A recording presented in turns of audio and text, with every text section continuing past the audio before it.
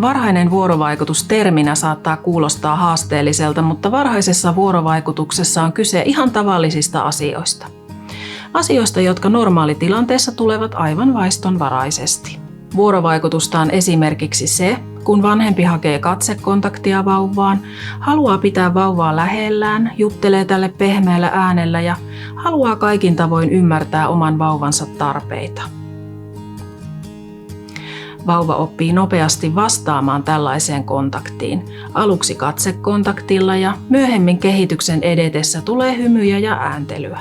Vuorovaikutus on aina kaksisuuntaista. Varhaisessa vuorovaikutuksessa vanhemmat vaikuttavat vauvaan ja vauva vaikuttaa vanhempiin. Tällainen riittävän hyvä vuorovaikutussuhde lapsen ja vanhempien välillä on nykytiedon mukaan erityisen tärkeää. Pohjimmiltaan onnistuneessa varhaisessa vuorovaikutuksessa on kyse aivojen toiminnan myönteisestä kehittymisestä. Kaikki varhaiset kokemuksemme ja kasvuympäristömme, ennen kuin meillä on edes sanoja kuvailemaan näitä varhain koettuja asioita, muodostavat jatkuvasti aivoihin uusia hermoyhteyksiä. Sen takia hellyys, kosketus, juttelu, tyynnyttely sekä mikä tärkeintä tällaisten positiivisten kokemusten toistuvuus ja johdonmukaisuus, ne ovat kaikki aivojen kehityksen kannalta äärimmäisen tärkeitä asioita. Ensimmäiset elinvuodet ovat aivojen kiihkeintä kasvuaikaa. Vanhemman oma halu oppia ymmärtämään vauvansa mieltä sekä viestejä, unohtamatta myös fyysisen huolenpidon tärkeyttä ja sen hyvää laatua, vaikuttaa aivojen kehityksen kautta jopa meidän aikuiselämäämme. Ensimmäisten elinvuosien varhaisen vuorovaikutuksen riittävän hyvä laatu tukee psyykkistä terveyttä. On myös todettu, että erityyppiset varhaiset negatiiviset kokemukset saattavat muuttaa aivojen rakennetta ja toimintaa taasen epäedulliseen suuntaan. Se voi vaikuttaa heikentävästi terveyteen myöhemmin sekä myös ihmisen elämässään tarvitsemaan resilienssikykyyn, joka tarkoittaa joustavuutta oman mielen taholla aikuisenakin elämän eteen tuomissa tilanteissa. Vauvalla on olemassa vaistomainen synnynnäinen pyrkimys vuorovaikutukseen. Vauvakin pyrkii hakemaan kontaktia ja tekemään aloitteita. Vauva kiintyy nopeasti häntä säännöllisesti hoitavien henkilöiden ominaisuuksiin.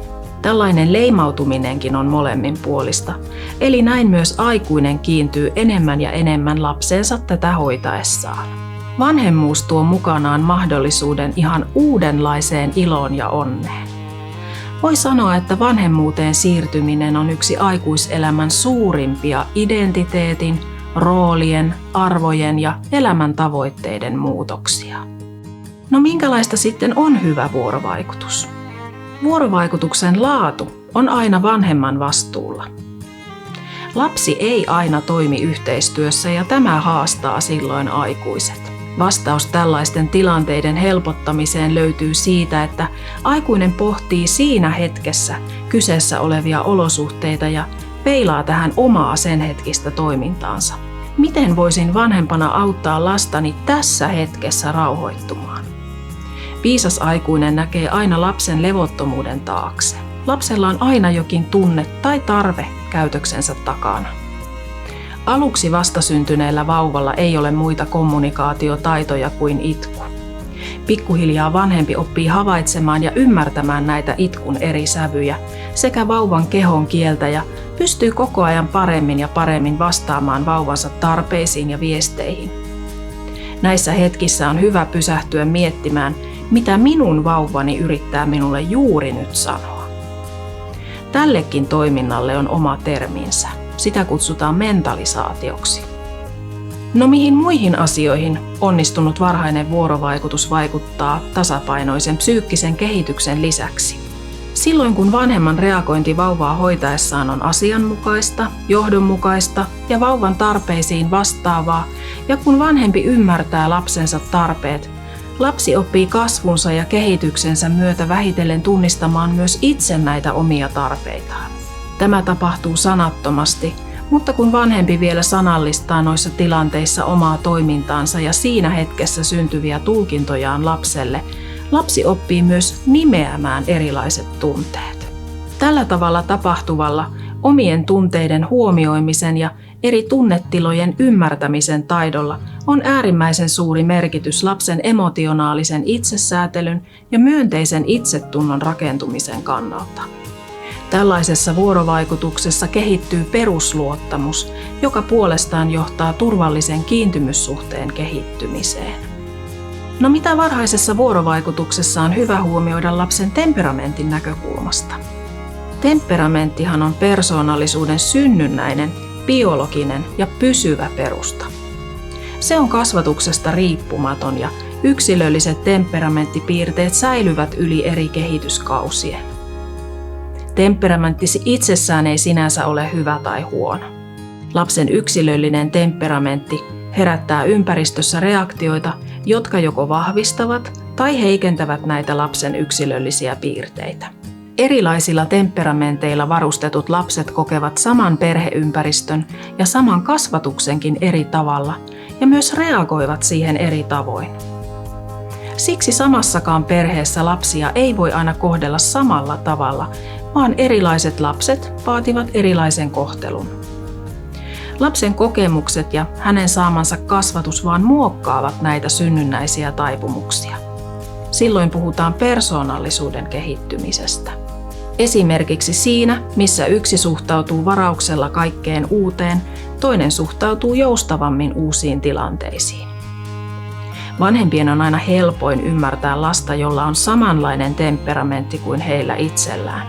Tuolloin näkökulma asioihin on helpompi saavuttaa. Tästäkin näkökulmasta lapsen mielen ymmärtäminen eli mentalisaatiotaito on vanhemmuudessa onnistumisen kannalta tärkeää opetella. Minä itse vanhempana reagoin tietyssä tilanteessa esimerkiksi näin, mutta miten minun lapseni tulkitsee tätä samaa tilannetta? Pienestä vauvasta ei pitäisi käyttää esimerkiksi kiltti-sanaa, sillä kukaan ei synny kilttinä tai tuhmana. Kasvatuksen tehtävänä on tehdä perimältään erilaisista ihmisistä sen verran samanlaisia, että he voivat elää yhdessä. On hyvä muistaa sekin, että lasten kehityksessä ja käyttäytymisessä on huomattavan laaja, normaali vaihteluväli. Jos ensimmäinen lapsi on ärtyisä ja koliikki vaivaa, seuraava lapsi on mahdollisesti helppo ja rauhallinen. Jos ensimmäinen nukkuu yönsä yhteenmenoon puolivuotiaana, toinen saattaa odottaa, kunnes täyttää 2. Siksi lasten vertailu toisiinsa ja herkästi vanhemmuuden taitoihin kohdistuva arvostelu on suurta ymmärtämättömyyttä. Voinko käyttää älylaitteita vauvani seurassa? Jos vanhempi vilkuilee esimerkiksi puhelintaan lapsensa seurassa, vuorovaikutuksesta katoaa ennakoitavuus. Sanallinen ja sanaton viestintä vähenee, mikä voi taasen viivästyttää jopa lapsen puheen kehitystä. Kun vanhempi puhuu lapsensa kanssa, se on lapselle tuttu ja tärkeä tilanne, jonka kulun pitäisi olla ennakoitavissa. Vuorovaikutuksessa aina toinen tekee aloitteen, katseet kohtaavat ja sen jälkeen alkaa sanallinen vuorovaikutus. Tällaisesta ajatusten vaihdosta tulee katkonaista, kun lapsi joutuu kilpailemaan älylaitteen kanssa. Joskus mukaan tulee myös vanhemman ärtyneisyyttä, kun tämä joutuu nostamaan katseen ruudulta useita kertoja lapsen vaatiessa huomiota. Älylaitteen siirtäminen sivuun auttaa jopa lapsen empatiakyvyn kehittymisessä. Toisten tunteiden tunnistaminen ei onnistu, jos tilanteessa on useita kilpailevia huomiota vaativia asioita. Lapsi suorastaan janoaa vanhemman kanssa kasvokkain tapahtuvaa vuorovaikutusta. Eli yhdessä vanhemman kanssa jaetut hetket ja vanhemman aito läsnäolo ovat tärkeitä vuorovaikutuksen, kielen oppimisen ja ylipäänsä lapsen kokonaisvaltaisen, tasapainoisen kehityksen kannalta.